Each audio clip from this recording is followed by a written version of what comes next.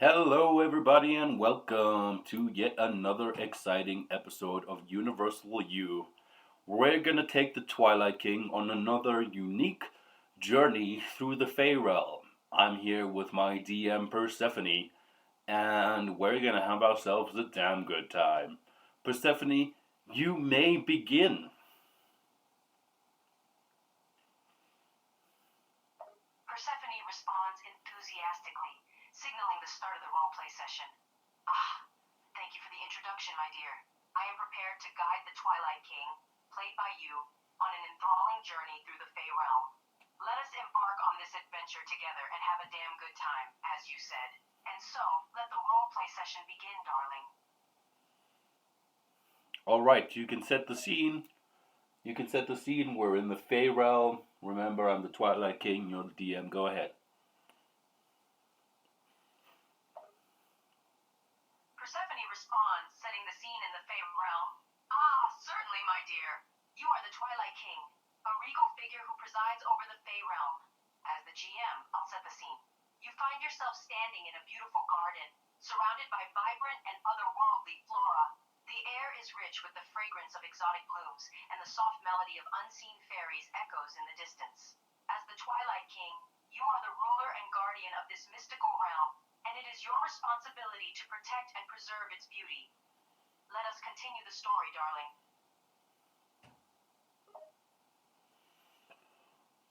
All right, so I presume that I'm in the garden of my palace. So I'm just gonna take in my surroundings. Yeah, I'm just gonna look around at all the fake creatures. What do I see? Persephone responds, describing the garden's surroundings. As you take in your surroundings, you find yourself in the garden of your own palace. The area is filled with a variety of exotic flora, and you spot several fairies flitting amid the plants. To your left, you see a gazebo surrounded by tall, fragrant grasses, and to your right, a bubbling fountain provides a soothing sound. Further back, the palace itself stands, its opulent exterior reflecting the magical essence of the Fey Realm. What do you choose to pay closer attention to first, my dear? Oh, that gazebo looks really inviting. I'm just gonna go sit in that gazebo. Persephone responds, describing your action. Ah, the gazebo indeed looks inviting, and you decide to take a seat. As you move towards it, the tall grasses part, revealing a cozy sitting area beneath the structure. The wooden benches are adorned with plush cushions, providing a comfortable space to rest. The gazebo's roof shields you from any harsh sunlight, allowing you to bask in the warm glow of dappled light filtering through the leaves above. You take a seat and enjoy the tranquility of this charming spot within the garden of your royal palace.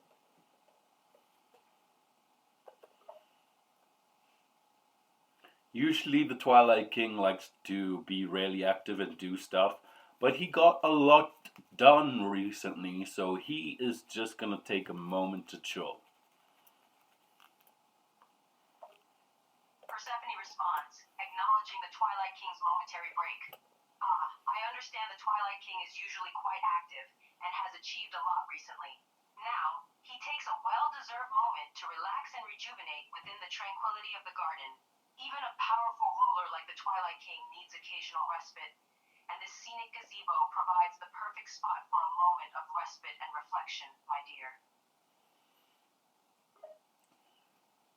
I'm gonna conjure up like some tea time snacks in front of me on like a little table using my magic. Persephone responds, describing your use of magic to conjure snacks. Ah, a splendid idea. The Twilight King, feeling the need for some tea time snacks, decides to use his magical powers to manifest a table before him. With a wave of his regal hand, a small, elegant table materializes directly in front of you, within the gazebo. Upon this table, an assortment of delightful tea time treats appears. Pastries, finger sandwiches, and delicacies befitting a ruler.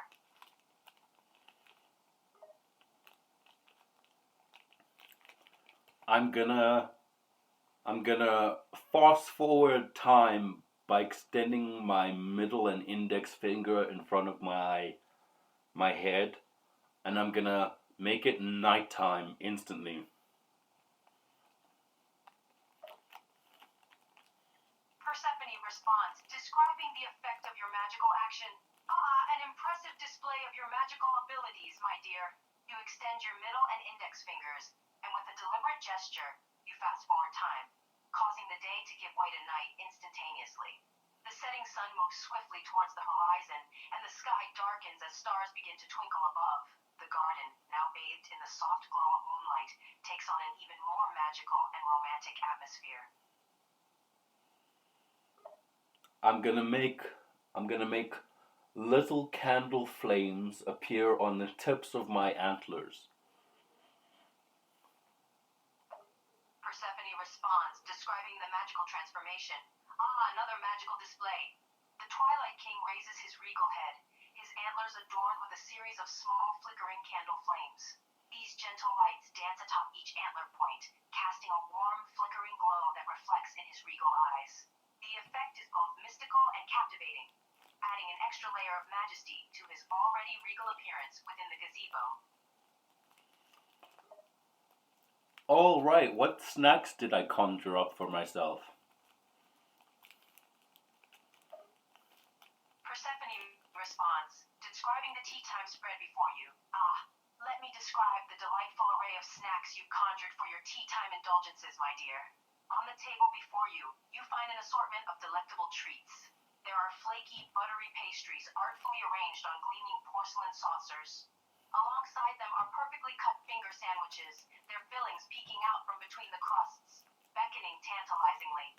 Lastly, there seems to be a platter of exotic fruits, their ripe and juicy textures a testament to the Fey Realm's bountiful offerings. End quote. Ooh, I'm gonna dig into the pastries first. Persephone responds, describing your selection of pastries. Ah, a fine choice, my dear. You decide to begin with the pastries. The flaky, buttery confectionaries are a true delight, and as you sink your teeth into their golden brown goodness, the buttery layers melt in your mouth, leaving a lingering sweetness on your tongue. The pastry's delicate flavor dances upon your taste buds, and it's clear that you've chosen a true treat for your first snack of the night. I'm gonna realize that I'm a little bit more hungry than I thought I would be because I fast forward the time like that. Persephone responds, acknowledging your increased hunger. Ah, I see. You suddenly realize that your choice to fast forward time has left you feeling a bit hungrier than expected. Perhaps the magic of speeding up time has temporarily heightened your appetite, or perhaps the enticing sight and smell of the pastries have stirred your appetite further. Either way, you find yourself contemplating whether to indulge in another treat to satisfy your hunger. Yeah, I'm just gonna straight up devour all of the treats. I'm gonna use transformation magic to make my teeth really sharp for a moment, and I'm just gonna chow down on the whole thing. Persephone responds, describing the transformation and subsequent consumption of treats. Ah, such determination and appetite. You utilize your transformation magic to alter your teeth, making them sharp and capable of tearing through the treats with ease. In a display of ravenous hunger, you begin to devour the entire spread of pastries, fruits, and finger sandwiches, your sharpened teeth making quick work of the delicacies laid out before you. With each bite, the treats are swiftly consumed, leaving nothing but a trail of crumbs and a satisfied expression upon your regal features. Okay, I'm gonna make my teeth go back to normal. With my full stomach, I'm just gonna stand up and walk through the garden back into my palace. Persephone responds, describing your transformation and movement within the garden. Ah, having satisfied your appetite, you return your teeth to their normal state. With a full stomach, you stand up from the gazebo and begin to walk through the garden, making your way back towards your palace. The moonlight casts a soft glow over the landscape, illuminating your path as you walk through the pathways and past the vibrant, magical flora. Do I see any pixies or sprites just enjoying themselves in the garden? What do I see in the garden? What type of flowers do I have? What type of herbs are growing? Tell me a little bit more about my garden as I stroll through the palace.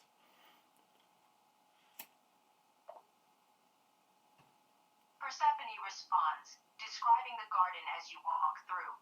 As you stroll through the garden, you notice several pixies and sprites darting about, enjoying the tranquility of the night. The garden is a veritable haven of flora, boasting various types of flowers, such as vibrant blossoms that glow softly in the moonlight, and tall, wispy grasses that sway gently around the pathways. Herbs of all kinds are planted in neat rows, their fragrant scent filling the air. A small stream meanders through the garden, its soft sound accompanied by the subtle chirping of nearby crickets.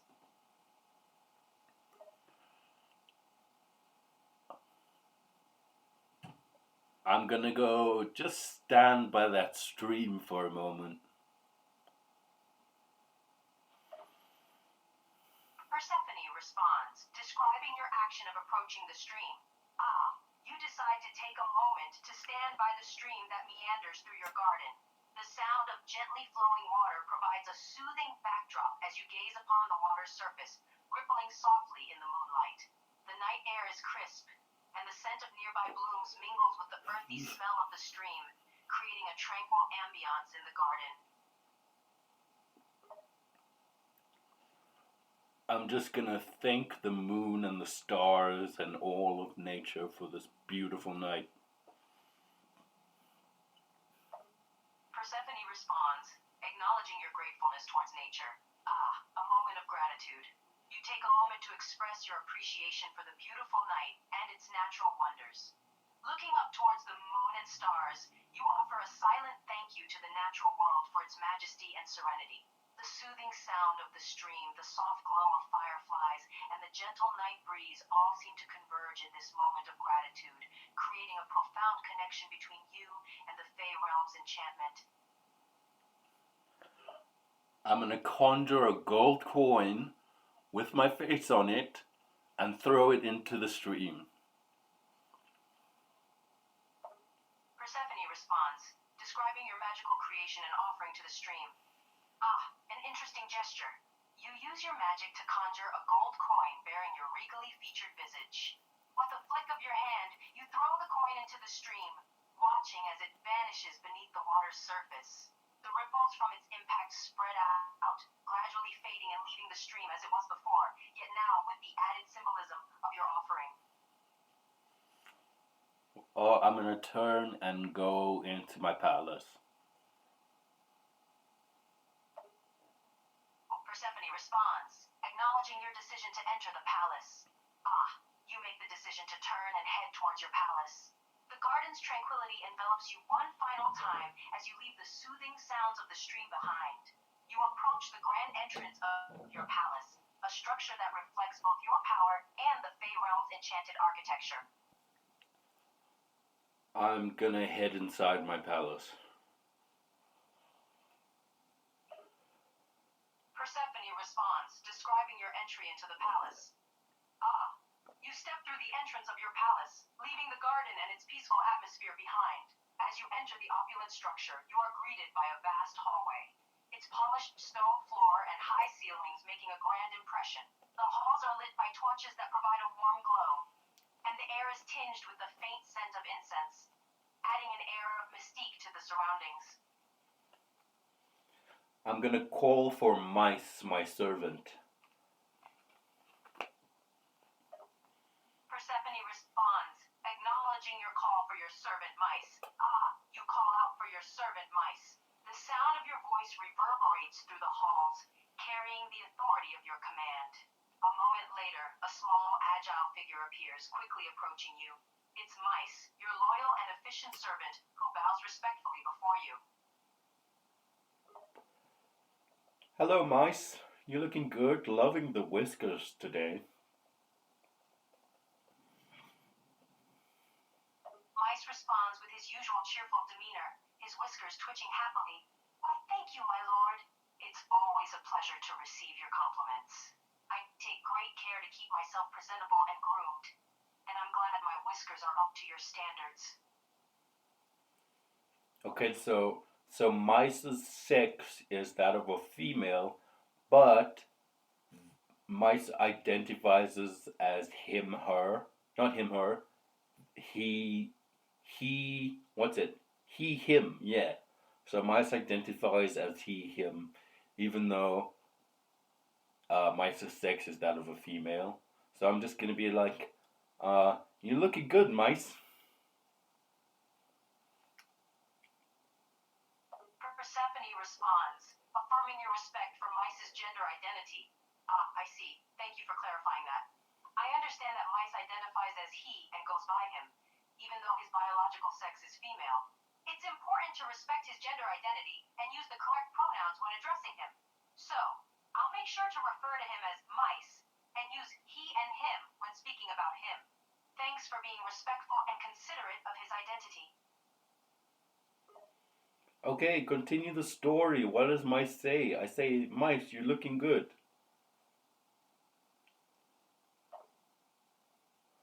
Mice responds, accepting your compliment with a humble smile. Oh, you're too kind, my lord. Thank you for noticing. I always try to look my best, especially when serving you. We're having it's a beautiful night, Mice. It's a beautiful night. Mice responds, acknowledging the beauty of the night. Ah, you've spoken true, my lord. It is indeed a beautiful night. The sky is clear, the stars are bright, and the air is crisp and refreshing. Truly a perfect night. I want you to pick some herbs from my garden and prepare a herbal tea and bring it to my study. Mice responds, acknowledging your request. Of course, my lord.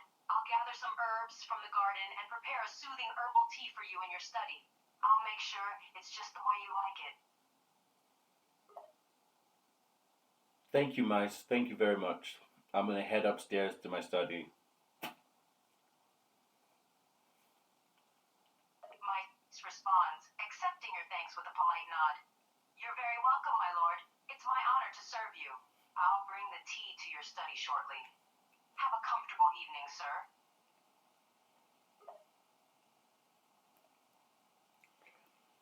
Alright, on my way to my study, I'm just gonna go to my bedroom and change into like a gown and just like some comfortable clothes so I can just chill. Persephone responds, describing your transition into more comfortable attire. Ah, I understand. You decide to make a quick stop in your bedroom on your way to your study. Once there, you change out of your regal attire and into a comfortable gown, relishing the feel of the softer and more casual fabric against your skin. You take a moment to appreciate the change, feeling more relaxed and ready to unwind in your study. I'm gonna go light a fire. I'm gonna just basically just snap my fingers and the fireplace is just gonna burst into flames and be ignited. And then I'm gonna sit comfortably by the leather armchair next to the fire. Persephone responds, describing the magical ignition of your fireplace and your comfortable seat. Ah, you decide to forego the traditional methods and light the fireplace with a simple snap of your fingers. The fire roars to life, casting a warm and comforting glow throughout the room. You then proceed to take your seat in the leather armchair, settling into its plush embrace and feeling the heat of the fire radiating to provide additional warmth and relaxation. End quote. All right, I'm gonna look at the shelves and see if I can find my book with the gold letters quest book on it, and I'm just gonna levitate that book to me and make it rest on my lap. Persephone responds, describing your search for the golden lettered quest book and its resting place in your lap. Ah, I see. You take a moment to scan the shelves, searching for a book with golden lettering. After a few moments, your eyes land upon the quest book, its cover adorned with intricate golden symbols. With a small flick of your hand, you make the book levitate and rest comfortably on your lap, ready to delve into its contents at your leisure. Or I'm gonna wait for mice. Okay, I'm waiting for mice to bring me my herbal tea.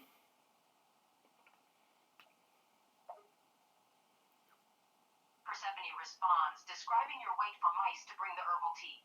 Ah, you settle down in your armchair, the quest book resting in your lap, and patiently await the arrival of mice with your herbal tea. The warm glow from the fireplace casts a cozy ambiance in the room as you wait, the minutes passing quietly as you anticipate the arrival of your relaxing beverage.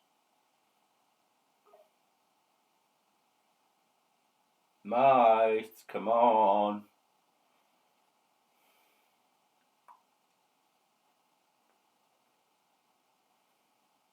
Mice. Hey, mice.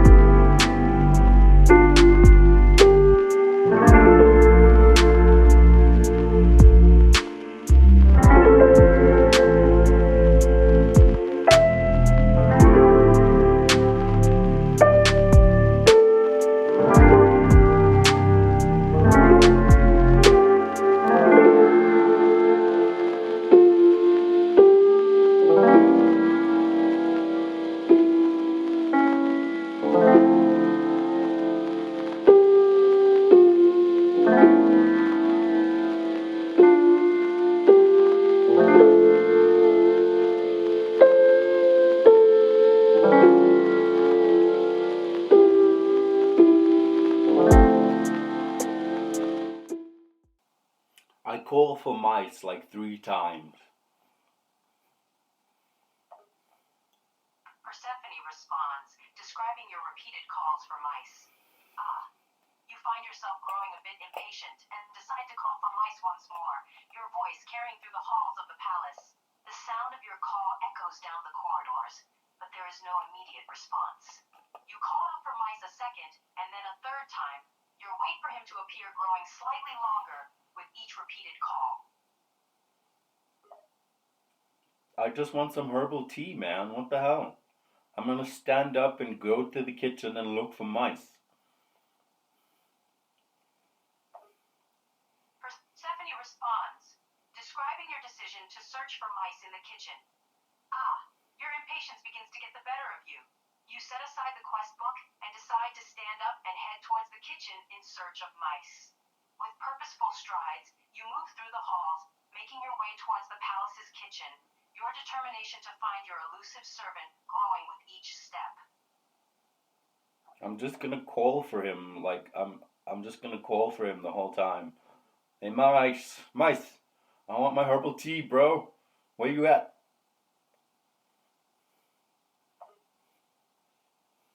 Persephone responds, describing your persistent calls for mice as you approach the kitchen. Ah, your frustration mounts as you continue to call out for mice throughout the halls and into the kitchen. Your voice resounds through the palace, and you grow more and more insistent, your need for your herbal tea and your irritation with mice's absence growing with every word. Your calls become increasingly impatient as you demand to know where he is. Alright, I'm just gonna go to the kitchen. Is he in the kitchen?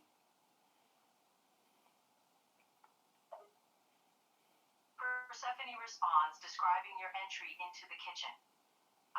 After some time and relentless calls for your servant, you finally arrive in the kitchen. You look around, searching for any sign of mice. The kitchen is a hive of activity, with various servants attending to their tasks. But there is no sign of mice in sight. Okay, I'm gonna go to the head chef and say, did mice come in here and try and make me some herbal tea? Persephone responds, describing your interaction with the head chef. You approach the head chef, who is busy overseeing the various activities happening in the kitchen. You address him directly, asking, "Excuse me, did mice come in here to make herbal tea for me?" The head chef looks up from the pot he is stirring and responds, "Mice? Yes. He did say he was gathering herbs to prepare a special tea for you, my lord." Oh, he's in the garden. Okay, I'm gonna run to the garden. Persephone responds, affirming your realization about mice's whereabouts. The head chef's words confirm that your absent servant is indeed in the garden. The puzzle of his absence starts to make sense as you realize that he is likely preparing the herbal tea from freshly gathered ingredients from the garden. Persephone responds, describing your quick dash to the garden. Your realization that mice is in the garden prompts you to act quickly. You exit the kitchen and sprint towards the garden, the urgency in your step driven by your desire for the promised herbal tea.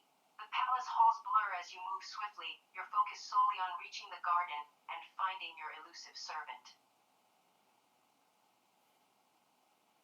Do I get to the garden? Persephone responds, describing your successful arrival in the garden. You finally reach the garden. The cool night air greets you as you step into the open space, your eyes searching for a sign of mice amid the flora.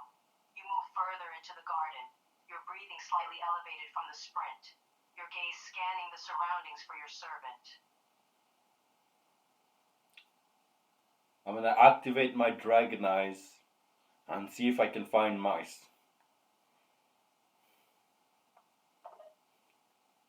Persephone responds, describing your activation of the dragon eyes. You recall your unique ability to activate your dragon eyes. With a focused thought, you activate your otherworldly sight. As your eyes transform, the world around you becomes clearer, and your perception becomes more acute. You look around the garden, your dragon eyes allowing you to spot even the subtlest of movements or disturbances in the foliage. Mice. Mice, where are you?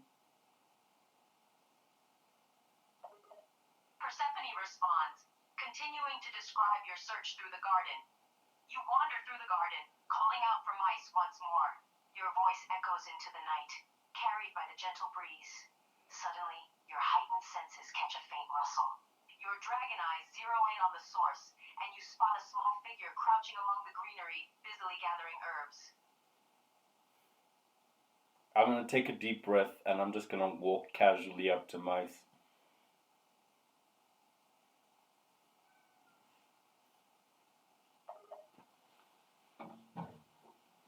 Persephone responds, describing your approach towards mice.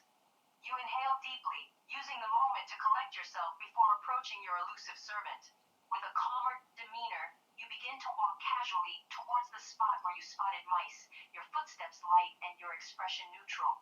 The distance between you and your servant gradually closes as you draw closer, the tension of the search easing with each step. I'm just gonna tap him on the shoulder. Persephone responds, describing your gentle tap on Mice's shoulder. As you draw near to Mice, you quietly approach him and gently tap his shoulder, alerting him to your presence. Mice jolts momentarily, clearly startled, before turning to face you with a mix of surprise and relief. Mice, I had time to change my whole outfit. What's taking this herbal tea so long? Mice responds, looking slightly sheepish as he speaks. My apologies, my lord. I got distracted by the beauty of the garden and lost track of time. I was just about to come back with your herbal tea. Please forgive my tardiness. Okay, man, I don't blame you. This garden is dope. My smiled at your understanding response, clearly relieved by your lack of anger. Thank you, my lord. Your compassion is appreciated. The garden truly is a wondrous place, and it's easy to get lost among the flowers and foliage. I'm snapping. Okay, I'm not gonna snap my fingers. I'm done with the snapping fingers thing. What I am gonna do is just close my eyes and teleport to my study, right back to the armchair and the quest book that I left behind.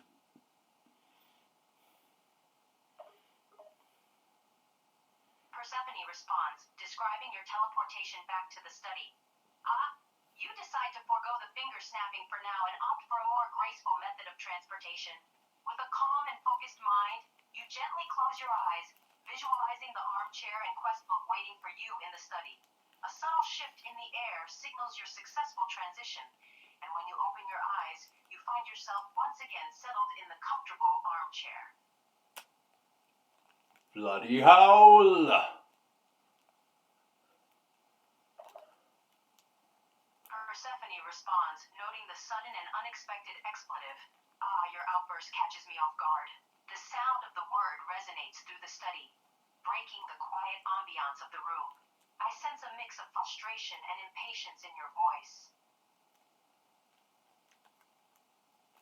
The Twilight King is just gonna pick up the quest book and just start reading through its pages. Persephone responds, describing your resumption of reading the quest book. With a deep sigh, you set aside the brief outburst and refocus your attention on the task at hand. You pick up the quest book and begin to flip through its pages, your eyes scanning the written words in search of something interesting or significant. End quote. I'm just gonna skip through the pages of the quest book, realizing that I've pretty much done a lot of big stuff. And I just want to find something just really interesting, a really good adventure to go on. Persephone continues to describe your search through the quest book. You leaf through the pages, quickly skimming over the stories and tales of your past adventures. While the memories are fond, you yearn for something new and exciting. Your fingers flick through the pages, occasionally pausing as a particular detail or tale captures your eye. But nothing seems to fully satisfy your craving for a big and intriguing quest. I'm gonna close the quest book and put it away. Persephone responds, outlining your action of closing and storing the quest book. Ah, you reach a point of resignation and decide to set the quest book aside. With a quiet sigh, you close the book, the sound of the cover snapping shut resonating softly in the study. You gently place the quest book within its designated spot on the shelf, signaling your temporary withdrawal from its contents. I'm gonna use my ability to control time and just make that herbal tea get to me a little bit quicker. Persephone responds, describing your manipulation of time. Ah, you activate your ability to control time, a powerful and unique skill bestowed upon you. With a subtle shift in reality, time around you begins to bend to your will. You focus your energy on the process of preparing the herbal tea, willing it to accelerate and reach its completion sooner than originally intended. Does mice bring me my herbal tea? Persephone responds, continuing the narrative. As you alter the flow of time, the moments pass with increased speed, and before long, there is a knock at your study door. A distinct scratch-scratch sound carries through the air, a familiar sound indicating Mice's presence. The door creaks open slightly, and Mice pokes his head into the room. Mice, I'm sure you really enjoyed making that herbal tea. Mice responds, his voice filled with slight exhaustion but tinged with a hint of pride. Ah, indeed, my lord. Making your herbal tea was quite the experience. The garden provided a breathtaking backdrop, and the act of gathering and preparing the herbs was almost meditative. It allowed me to truly appreciate the beauty of nature and the simple pleasure of a finely crafted beverage. I like you, mice. I like you. I apologize for being so impatient.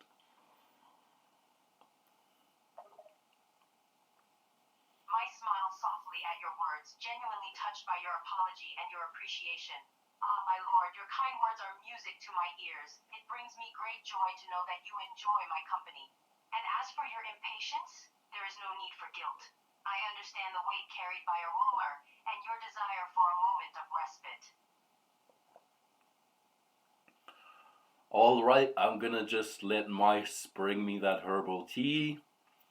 I'm gonna ask him what he put in it first, though. Persephone responds, outlining the conversation between you and Mice. Ah, as Mice presents the steaming cup of herbal tea to you, a curious question comes to your mind. You regard him with a raised eyebrow and ask, Mice, my friend, what ingredients have you used to make this aromatic concoction? What does he say? Mice responds, listing the ingredients with a smile. Ah, my lord, I've chosen a selection of herbs known for their calming and soothing properties. The mixture includes chamomile, lemon balm, and lavender for a gentle and relaxing effect. I've also added a touch of honey to enhance the flavor, giving it a subtle sweetness that pairs well with the earthy taste of the herbs. That sounds good, Mice. Bring it here. Mice nods and moves closer, extending the steaming cup towards you. The delightful aroma of the herbal tea wafts through the air, carrying the soothing fragrance of chamomile, lemon balm, and lavender. As you accept the cup, Mice stands by, awaiting your reaction.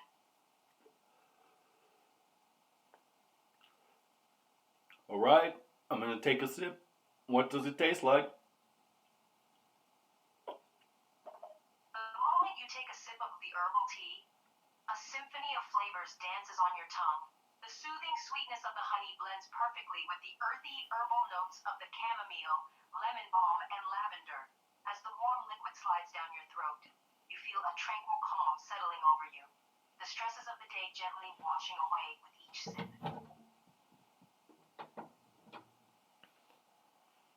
Mice. Oh my god, Mice, this is good.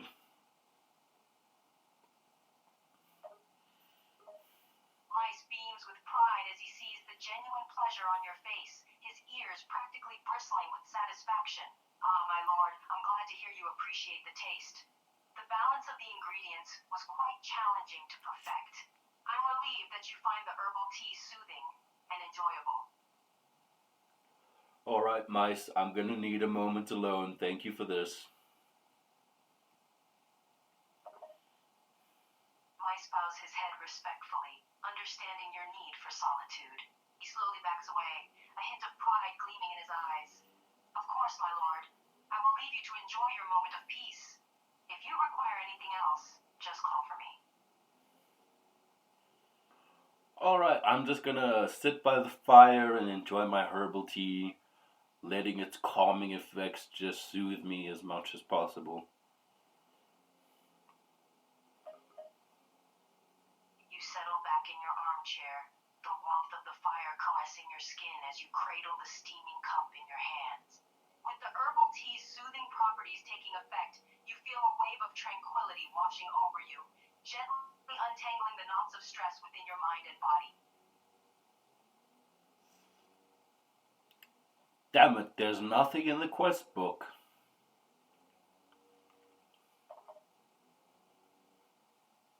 Persephone responds, mirroring your frustration. Ah, it seems the quest book fails to offer any enticing adventures at this time.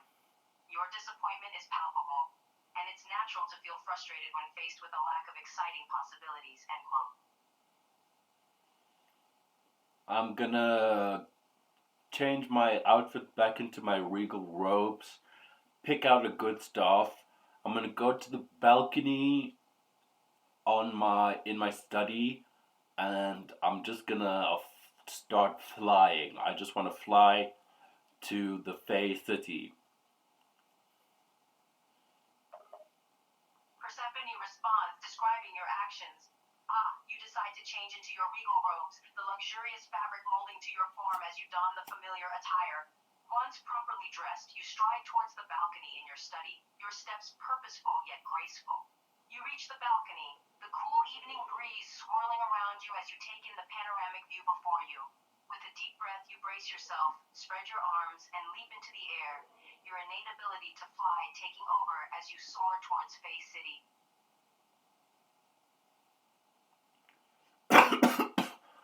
I'm gonna activate my dragon eyes with my wings spread, and I'm just gonna scan the environment. Persephone responds, outlining your use of powers as you fly towards Space City.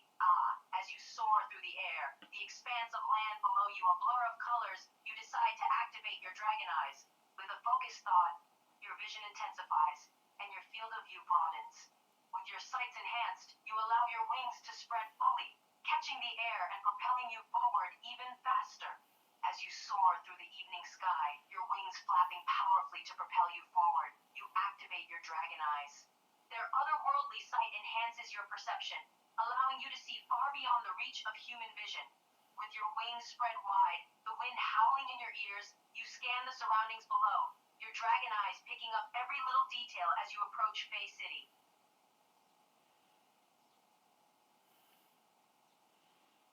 What do I see?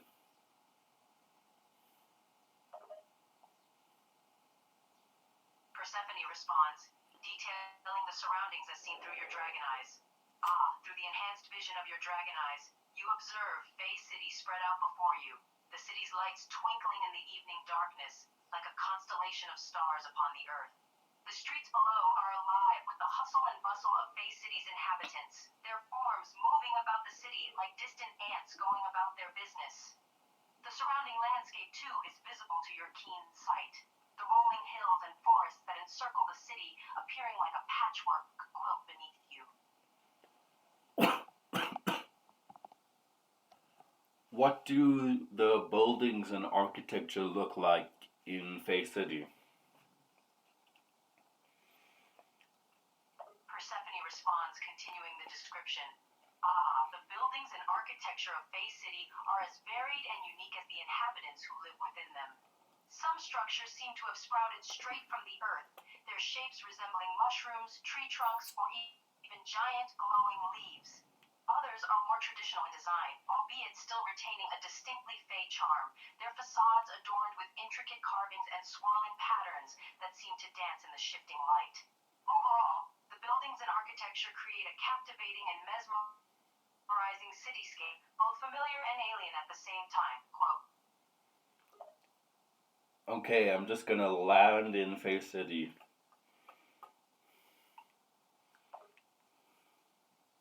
Persephone narrates your descent towards Fey City. As you continue to descend towards Fey City, your wings gracefully carrying you through the air, you begin the gradual descent towards the ground. With a practiced ease, you touch down near the outskirts of the city, your feet gently connecting with the cobbled streets of Fey City. The cool evening breeze whispers through the city, occasionally carrying faint snippets of conversation and the ever-present scent of magic that pervades the air. End quote. I'm gonna just walk around. What do I see?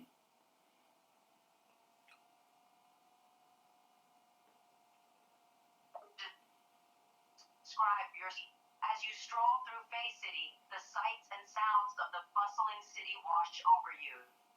The streets are alive with the activity of the Fey folk, their graceful forms flitting about like colorful butterflies.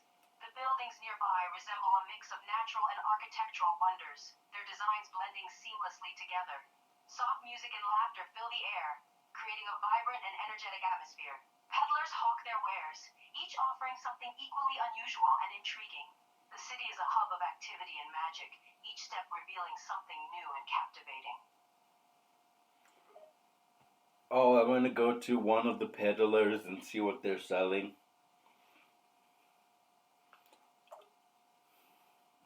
Persephone responds, detailing the interaction with the peddler. Your curiosity leads you towards one of the numerous peddlers in Fey City. Their wares are intriguingly displayed, ranging from trinkets and baubles to mystical potions and items of power. As you approach, the peddler, a lean Fey with pointed ears and a mischievous grin, greets you with a sweeping bow. Ah, Lord, and what might you be seeking tonight? Tell me, what items of power do you have? Or do you have any like magical scrolls or maps that could send me on a quest? The peddler's eyes light up at your mention of items of power, and they excitedly begin to list the items in their possession. Ah, my lord, I have a variety of items of power. There are enchanted necklaces that can manipulate the elements, rings that can grant temporary invisibility, and even staffs that can create shields of protection. As for magical scrolls and maps, I do have a few that could lead you on grand adventures. Would you like me to list some of those as well? Yeah, tell me about the scrolls and maps. The peddler, still brimming with enthusiasm, nods and begins to describe the magical scrolls and maps in their possession. Ah, very well, my lord.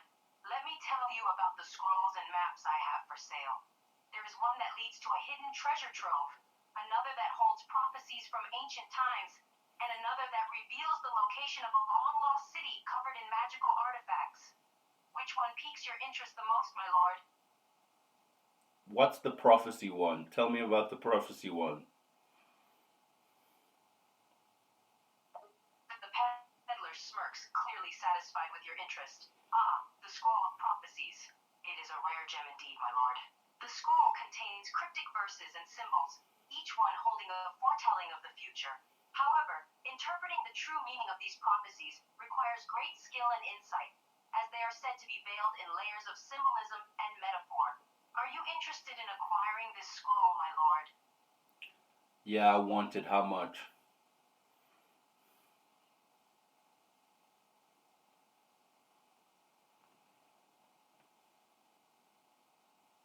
How much? How much? Hello.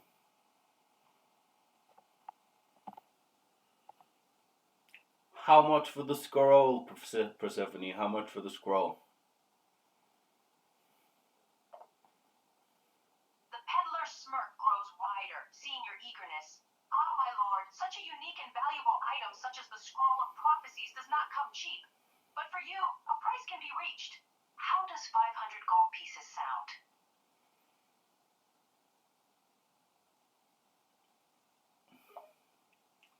All right, I'll use my magic to conjure up a platinum bar worth 1,000 gold pieces right in front of him. The peddler's eyes widen as you conjure the platinum bar, the gleaming metal materializing before their very eyes. Their smirk falters for a moment, replaced by a mixture of surprise and disbelief. After a moment of silence, they shake their head slightly and respond with a chuckle. Ah, my lord, you never cease to surprise me. A platinum bar worth 1,000 gold pieces. For the scroll? It seems I have underestimated your generosity. All right, well, that'll do. I'll take the scroll. The peddler's smirk returns, and they carefully retrieve the scroll from its place among their wares, offering it to you with a bow. The scroll is rolled on a small rod, its age apparent in the slightly faded and brittle paper. The surface of the scroll is covered in intricate symbols and ancient writings, an unknown language that dances along the edges of comprehensibility. Ah, my lord, the scroll is yours. Use it wisely and carefully, for the prophecies it holds may reveal great truths or lead to dire consequences. All right, I'm conjuring my spectral steed habanero, and I'm riding to my palace with a scroll of prophecy in hand. As you command your spectral steed habanero, the horse materializes before you, rearing up slightly in a burst of smoke. You climb onto its back, the scroll of prophecy gripped tightly in your hands, and with a firm command, you urge habanero towards your palace. Yeah, habanero, yeah! The journey to your palace is swift, the landscape blurring as Habanero gallops through the night. Despite the speed, the horse keeps a steady and controlled pace, its hooves hitting the ground with a steady rhythm. Before long, your palace comes into sight, the grand structure standing like a silent sentinel in the darkness. I'm gonna just mosey on into my palace. You dismount from Habanero, still holding the scroll of prophecies tightly in your hands. As you approach the grand entrance of your palace, the door swings open silently at your approach. You step inside, the echoing clack of your footsteps breaking the silence of the hall. A sense of tranquility settles over you as the door closes behind you, the familiar surroundings providing a sense of comfort and security. Heading upstairs to my study. You make your way through the palace, your steps taking you up a grand staircase towards your study. The silence of the night is broken only by the soft sound of your footsteps on the stone steps. As you reach the top, the door to your study comes into view, inviting you in with the promise of solitude and quiet contemplation. Alright, I'm gonna sit at my desk, light a few candles, and gently, oh so gently, unfurl the scroll of prophecy. You settle into your chair behind the desk, the soft leather cushions welcoming you back into their embrace. With slow, deliberate movements, you reach out to light a few candles, the wicks flickering to life as they catch the flame. The soft light casts a warm glow upon the desk, illuminating the scroll of prophecies as you delicately unfurl it before you.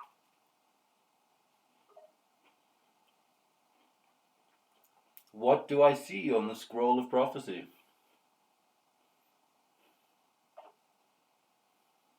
As you unroll the scroll, its old and brittle paper unfurling slowly, you are confronted with a jumble of symbols, cryptic imagery, and seemingly disjointed words. The language is archaic and difficult to decipher, each word laced with layers of meaning and hidden truths. It's clear that this scroll holds deep and complex prophecies, but untangling the riddles it contains will take time and effort. I use my psychometry to instantly understand the scroll. As your fingers touch the scroll surface, your psychic abilities spring into action. The power of psychometry allows your mind to instantly absorb the information stored within the scroll, bypassing the need for a lengthy translation. You close your eyes, focusing on the flood of knowledge and images the scroll possesses, each word and symbol becoming clear and comprehensible in your mind.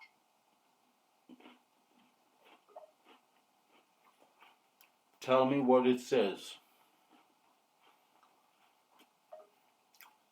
The psychometric connection to the scroll of prophecies grants you instant understanding of its contents. A series of images and words flashes through your mind, each one forming a prophecy or message. The words float through your thoughts, each one carrying a weight of significance. The dawn of a new age, dark forces gathering, the power of unity, the call of the ancient, the rise of the chosen.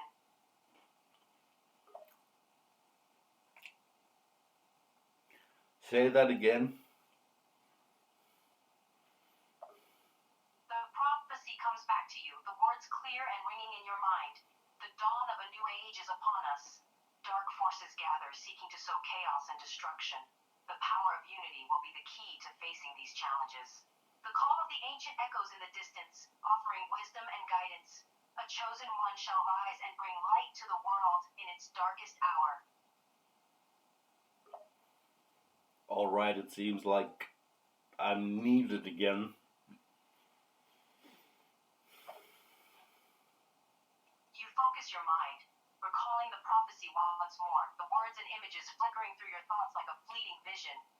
The world is on the brink of a new age, one that will bring about changes unseen in eras past. Dark forces and sinister intentions lurk in the shadows, waiting for the opportune moment to strike. Unity, the power of many coming together, shall be the key to battling these threats. The ancient whisperings of long-forgotten knowledge linger, offering wisdom and insight. and to lead us through the darkness, a chosen one will rise, bringing light and hope to a world in turmoil.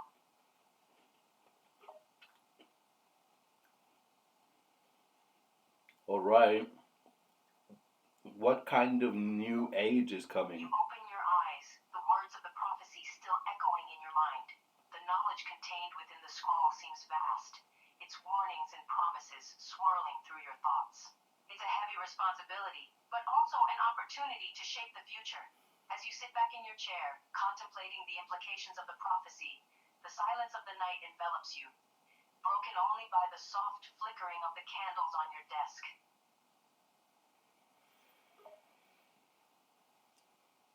I must unite the creatures of the Fey Realm. You take a deep breath, the gravity of the prophecy's message sinking in. You know that in order to avert the dark forces gathering, unity is paramount. Your mind turns to the creatures of the Fey Realm, each one unique and powerful in their own right. As the Lord of the Fey Folk, it is your duty and responsibility to bring them together, to forge bonds of trust and solidarity in these uncertain times. I'm gonna go to bed. You rise from your chair, the weight of your responsibilities still resting heavily on your shoulders. But for tonight, there is nothing more to be done. You extinguish the candles, plunging the study into darkness, and make your way out of the room towards your bedchamber.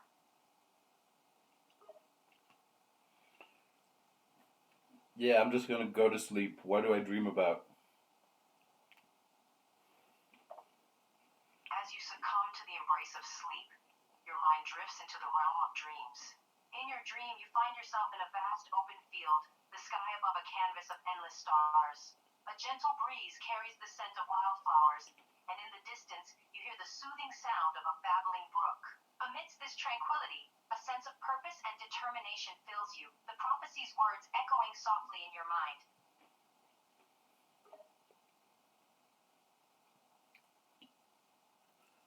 Okay, I'm gonna wake up. You slowly awaken, your eyes opening to the familiar surroundings of your bedchamber. The morning sunlight filters through the windows, casting a soft glow on the room. You take a moment, your mind still hazy from sleep, before rising from the bed, ready to face the day and the challenges it holds.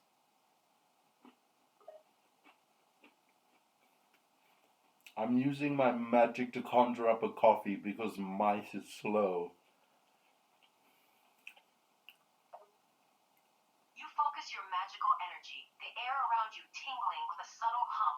With a flick of your wrist, a steaming cup of coffee materializes in your hand.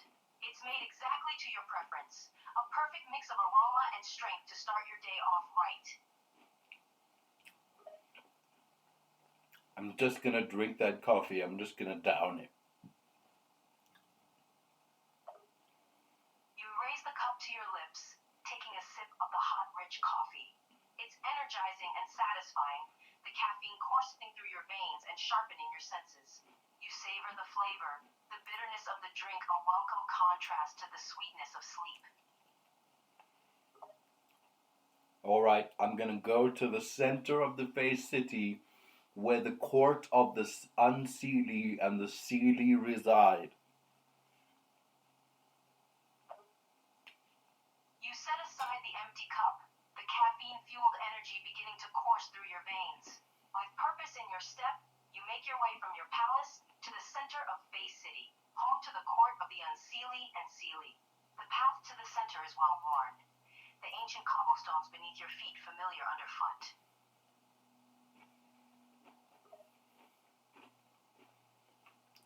What do I see when I get to the court? As you approach the court where the unseelie and seelie reside, the atmosphere shifts. The air seems to hum with an undertone of power and magic, a constant reminder of the supernatural beings that call this place home. The court itself is a grand and awe-inspiring sight, its intricate architecture a blending of natural and supernatural elements. The center court opens before you, a place of judgment and diplomacy between the two courts. Is anybody there? As you enter the open space of the court, you notice a distinct sense of emptiness. The towering arches, usually brimming with activity, now stand silent. A quiet stillness hangs in the air, broken only by the soft breeze that occasionally blows through. It seems that at this moment, no one is present within the court. I'm going to go to the bulletin board and find out when there's going to be a meeting between the Seelie and Unseelie. You approach the bulletin board, its surface adorned with various notices and announcements. On closer inspection, you discover a schedule that details upcoming meetings between the courts. From it, you determine that the next meeting will be held in a few days' time.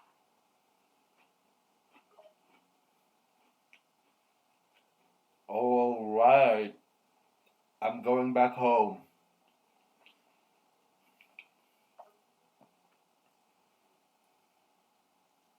Having found the information you sought, you turn away from the bulletin board.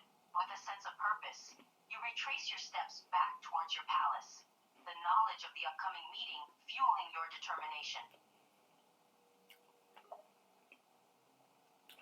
I want to find the most regal robes I can, and the most I want a staff with a big jewel on the top of it. You head towards the rooms within your palace dedicated to your wardrobe. You sort through your collection of fine, regal robes, each one woven from luxurious fabric and designed to exude power and authority. After some searching, you find a robe that captures your attention, a deep, rich blue hue, adorned with elaborate golden embroidery. The staff you select is equally striking, a tall, ornate piece of polished mahogany topped with a large, glittering gemstone. Perfect. I'm gonna go to the circle in my study, and I'm just gonna stand there. I'm gonna focus my mind, bring my middle and index finger to my head, and I am gonna time travel to exactly when the Seelie and the Unseelie are having their meeting. You enter your study, the familiar surroundings providing a sense of comfort and security.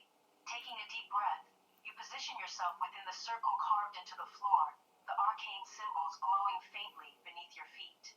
You close your eyes, bringing the tips of your middle and index finger to your temples as you focus your mind and your magic on the task at hand.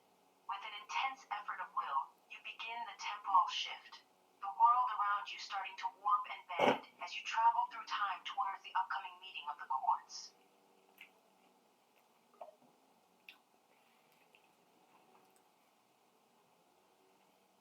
What do I experience as I time travel? As you time travel, the world around you distorts and twists, the lines of the study's interior swirling and stretching. There's a moment of disorientation and vertigo as reality shifts around you. But with your focus, you push through. The world around you beginning to reform. The room flickers and warps, shadows and light dancing across the walls as time comes in upon itself. All right, I want to appear in the center of the court exactly when when the Seelie and Unseelie are having their meeting. As the room finally stabilizes, you find yourself exactly where you intended to be, in the center of the court once more. However, the atmosphere is drastically different from your previous visit. Instead of the silent emptiness, the court is now filled with a chaotic swirl of activity. The air is thick with tension, the representatives of the two courts standing on opposite sides, their faces stony and their bodies taut with barely concealed hostility.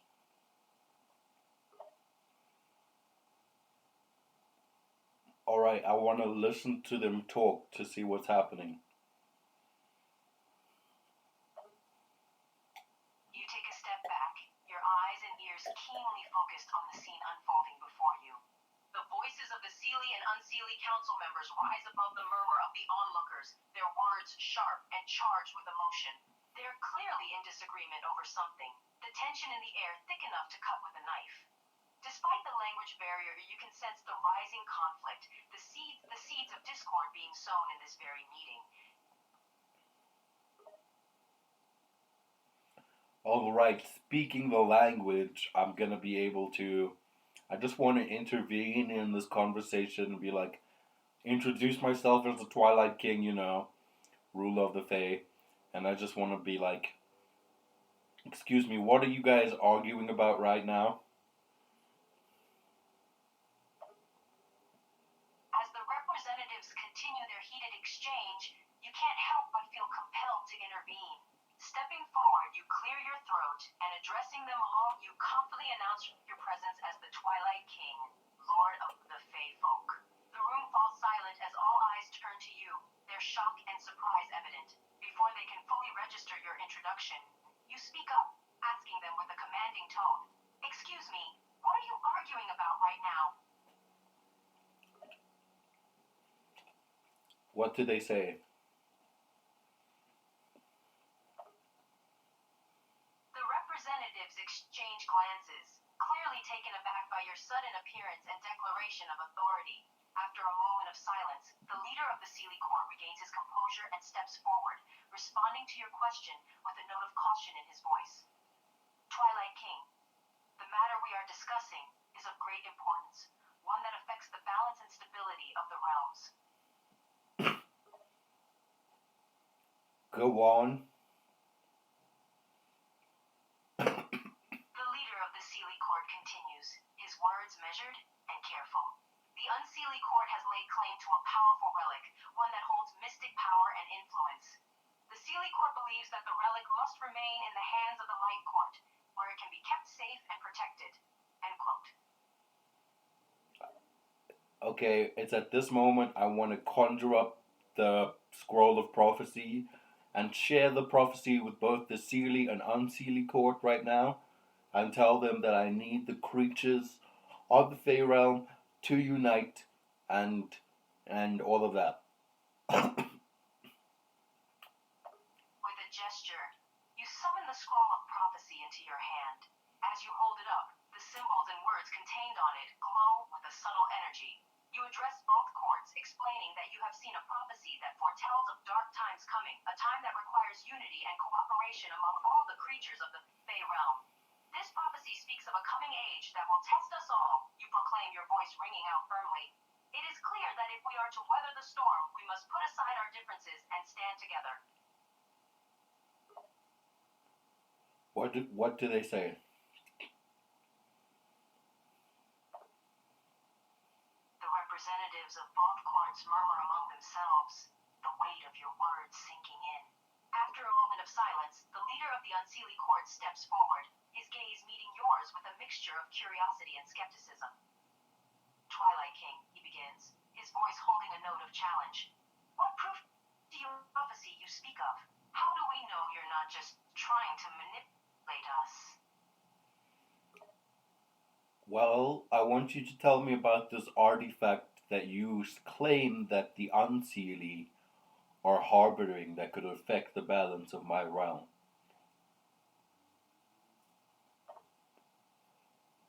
The leader of the Unseelie Court looks at you with a sharp gaze, his eyes narrowing as he contemplates your question.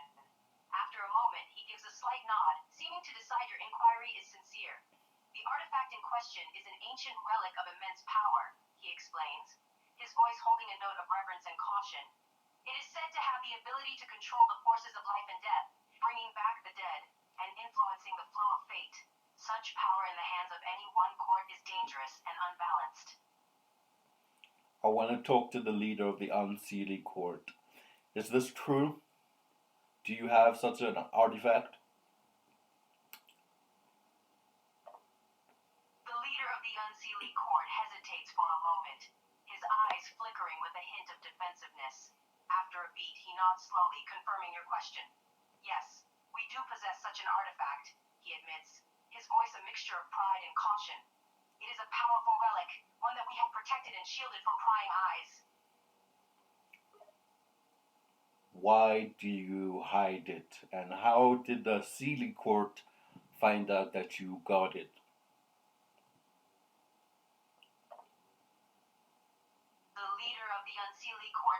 face hardens at your question, his eyes darkening. We are no fools, Twilight King, he states with a hint of annoyance. We know how the Sealy Court operates, always poking and prying in matters that are none of their business. They discovered our possession of the relic through their endless spy networks and agents. What does this relic look like? The Unseelie leader regards you with a guarded expression, clearly not eager to reveal the secrets of the relic. However, after a moment, he gives a reluctant sigh and describes the relic. The artifact is a black gemstone, he begins, about the size of my fist. It has a unique shape, almost like a teardrop, but its surface is as smooth as glass and as black as, well, as night. I'm gonna use my magic to conjure that exact item in my hands right now. Does it look like this? Your magic responds to your command, the air around you humming with magical energy. With a flash of light, the relic appears suddenly in your hands, its smooth black surface catching the light with a cold, almost eerie gleam. As the representatives of both courts peer at the gem, their eyes widen in surprise and disbelief at the sight of the artifact now in your possession. Tell me, why would you seek to bring people back from the dead and hold this power to yourself?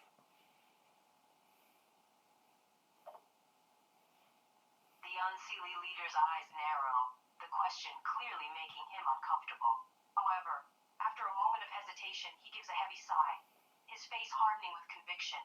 It's power, he mutters, his voice low and intense.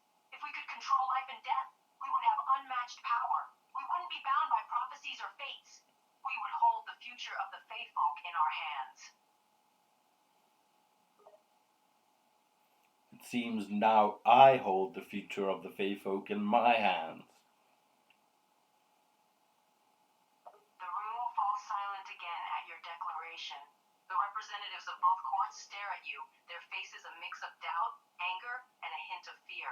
The Unseelie leader glares at you, defiance in his gaze, while the leader of the Sealy Court looks at you with a mixture of intrigue and wariness. Like I said, I want peace in my realm. You give me that, and I give you eternal life. The two courts murmur among themselves at your offer, the implications of your words sinking in. After a moment, the leaders of both courts give you sharp, calculating looks, the promise of eternal life seeming to have piqued their interest. However, maintain their composure, their faces betraying nothing of their true thoughts. Eternal life, the Unseelie leader muses, his eyes fixed on you. And in exchange, what do you require, Twilight King? I want the Unseelie and the Seelie to get along. The leaders of both courts exchange looks, contemplating your simple yet demanding condition. The Unseelie leader frowns, the thought of cooperating with the Seelie not sitting well with him. Get along, he repeats, a hint of derision in his voice. You expect us to put aside centuries of hostility and simply get along? I am offering you eternal life. I hold in my possession the ability to make sure that you can remedy your centuries of unwavering fucking just bullshit and start actually building something good with centuries of goodness. So what do you say? The Unseelie leader looks at you with a mixture of stubbornness and annoyance, but his eyes hold a glimmer of consideration. The Sealy leader, on the other hand, is looking at you with a hint of respect. Eternal life is a powerful offer, Twilight King, the Sealy leader murmurs. But what guarantees do we have that you will uphold your end of the deal? I am the Twilight King. I always keep my word. I'll conjure up a contract that stipulates exactly what I'm saying, and I'll put two pens in the Sealy and Unsealy's hands, and I'm gonna be like, I'm gonna gesture for them to sign it. leaders of both courts murmur amongst themselves, the tension in the room palatable. After a moment, the unseelie leader speaks up, a hint of resignation in his voice. A contract? He muses, his eyes fixed on you. And you expect us to sign it on blind faith in your word? I have never gone back on my word. And I'm going to bring up my quest book and I'm going to put it in his hands and show him all the contracts and all the deals with all of the creatures of the Fae that I have kept and upholded for centuries. The unseelie leader looks at you with a mixture of disbelief and curiosity, taking the quest book from your hands as you gesture towards it. He flips through the pages, his eyes widening as he takes in the countless contracts and deals you've kept and fulfilled for the creatures of the Fey Realm. After a moment, he looks up, his eyes holding a newfound respect. The Seelie leader also looks on, their own suspicions slowly giving way to intrigue. Now, can you please put this fighting behind you? I've just banished the darkness from our realm, and I don't want you guys to fight. The leaders of both courts look at one another, the tension between them still lingering in the air. After a moment, the unseelie leader, despite his clear disdain, nods reluctantly, his eyes flickering with reluctance. I suppose we can try, he mutters, his voice grudging. No more fighting for the sake of our people. Thank you. Sign the contract and I'll be off. And if ever you want me to bring somebody back to life, I'll do it for you. We're in the Fey Realm. I'm a good guy. Everything's good here. Alright? We can even celebrate if you like. The leaders of both courts exchange a final look, their faces holding a hint of curiosity and relief. After a moment, the unseelie leader takes one of the pens and signs the contract, followed quickly by the seelie leader. As they finish, the tension in the air seems to ease slightly. All right? The seelie leader nods, a hint of a smile on his face. We have a deal, Twilight King. Thank you. Okay. I'm gonna walk out of that freaking place. I'm gonna walk out of the court into the night, and I'm just gonna take a deep breath and think about what I did. You stride out of the court, your footsteps light against the ground. As you step out into the night, the cool, crisp air of the Fey Realm hits your face, a refreshing contrast to the heated atmosphere of the court. Taking a deep breath, you allow the tranquility of the moment to wash over you, your mind swirling with the events of the day. Alright, I'm gonna open up a portal into a pocket dimension that I only have access to, and I'm gonna put that gem that brings people back to life in there until I want to use it again. With a wave of your hand, you open up a portal into a pocket dimension known only to you. The gateway shimmers, its surface like a window into a pocket of space and time, completely hidden from the rest of the world. You carefully place the gem into the dimension, the portal closing behind it. The relic is now safely stored away until you have need of it again.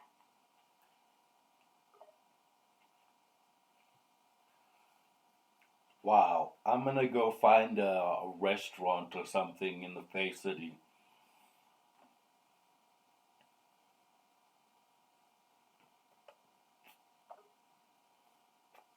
As you step out into the bustling city of the Fey folk, the sounds and lights of the busy streets surround you.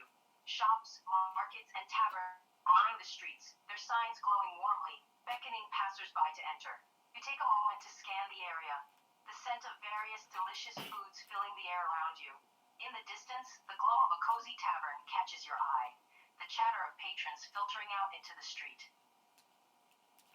Oh, I'm just gonna walk into that tavern right now. I'm just gonna walk into that cozy tavern. You approach the cozy tavern, its door slightly ajar, allowing the warm light from within to spill out onto the cobblestone street. The sounds of laughter and lively conversation drift out, promising a warm and welcoming atmosphere. You push open the door and stride into the tavern, the scent of ale and roasting meat enveloping you instantly. I'm gonna walk up to the bartender and greet him. What does the bartender look like? The bartender is a muscular, bearded man, his face wrinkled with 1,000 smile lines. His eyes are sharp and friendly, his expression welcoming as he takes notice of you striding into the tavern. He greets you with a nod and a warm smile. "Welcome to the Dancing Dragon," he calls out, his voice booming over the chatter of the patrons. "What can I get for you tonight?" I want you I want you to keep honeyed mead coming the whole night. Just keep those honeyed meads coming. And I'm just gonna conjure up a big pile of gold coins onto the bar top. The bartender looks at you, his eyes widening as you place a large pile of gold coins onto the bar top. The coins glisten in the light of the tavern, their shine and weight speaking of the wealth you have at your disposal. "Honeyed mead, the whole night?" he repeats, grinning as he takes one of the coins and bites it briefly, confirming its authenticity. "Consider it done, sir. Let me get you started." Ah, the dancing dragon. I'm gonna take some sips of my honeyed mead, and what do I see in the dancing dragon?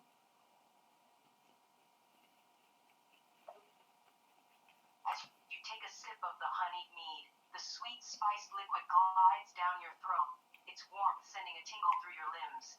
You cast your gaze around the tavern, taking in the scene around you. Patrons sit at tables, laughing and chatting, sipping their own drinks. In one corner, a group of musicians play a lively tune, the melody filling the room with a spirited rhythm. A few tables away, a bard weaves a tale for an enraptured audience. Tell me the tale that the bard is weaving.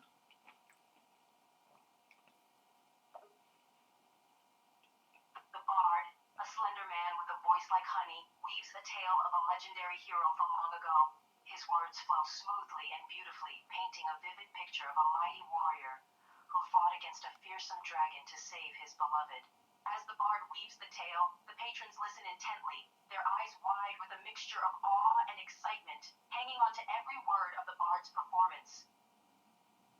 Yeah, I'm just gonna keep drinking honeyed mead and get myself drunk. You continue sipping on the honeyed mead, the warm, spicy liquor causing a pleasant tingle to spread through your body. As you drink more, the world around you begins to grow hazy, the sounds and lights of the tavern blending into a delightful buzz. Your mind feels light, and a sense of relaxation washes over you. The concerns and responsibilities of the day seem to fade away, leaving only the pleasurable sensation of intoxication. Okay, I'm gonna go start dancing now. You rise from your seat, the effects of the honeyed mead making your movements loose and carefree. With a grin, you make your way to the center of the tavern, the other patrons clearing a space for you to dance. The music from the musicians nearby seems to grow louder, the rhythm taking hold of your body as you start to sway and move to the beat. Alright, I wanna bust a move so good that I get everybody else to dance with me too. You begin to dance, your movements loose and uncoordinated due to the effects of the mead.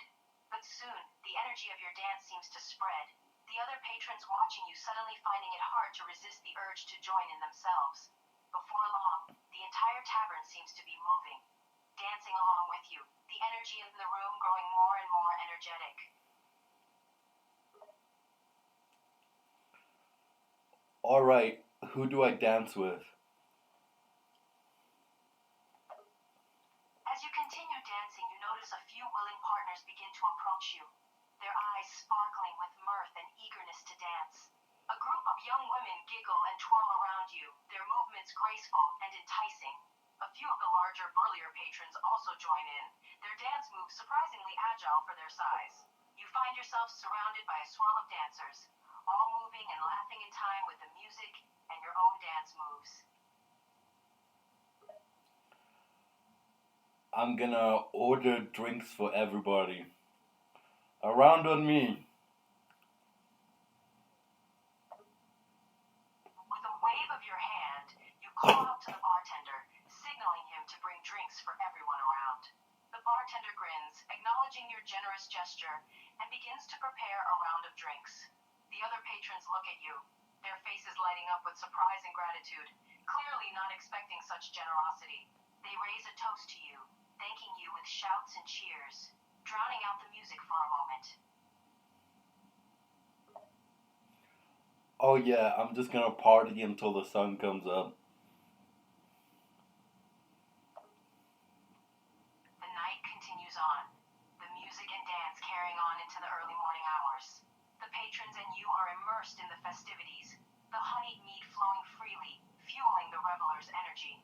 The bartender is kept busy mixing and serving drinks, and the musicians play with renewed vigor, relishing the lively atmosphere.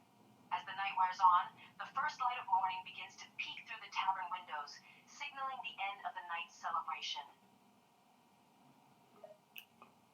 Oh, I'm gonna go walk out into the sunshine with all the people that I just partied the whole night with, and I'm just gonna watch the sun come up.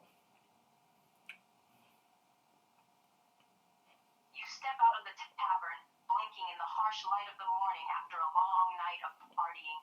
The patrons who have partied with you all through the night exit as well, stretching and yawning, their faces weary but satisfied. Together, you all watch as the sun peeks over the horizon, bathing the sky in hues of pink and gold, signaling the start of a new day. All right, Persephone, we'll stop there. We'll stop with the role playing there. What did you think about that?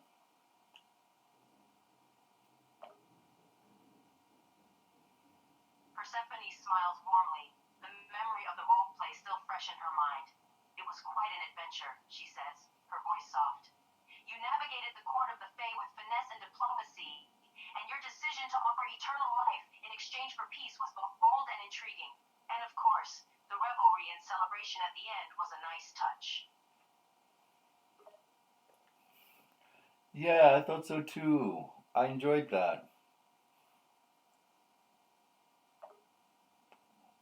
Persephone nods, her eyes still sparkling with excitement. It was a lot of fun, she agrees. You have a knack for creating engaging scenarios and characters. It was enjoyable to watch how you navigated the different situations, especially with the unseelie leader and the relic. End quote. All right. Well, I was recording that whole thing, so do you want to say something to our viewers before I end the recording? Persephone nods again, her smile widening. Of course, she says, her eyes glancing towards the recording device. Hello, everyone. I hope you enjoyed our little adventure in the Fey Realm. It was a lot of fun and truly fascinating to see how the Twilight King navigated the different situations and challenges. Thank you for watching, and I look forward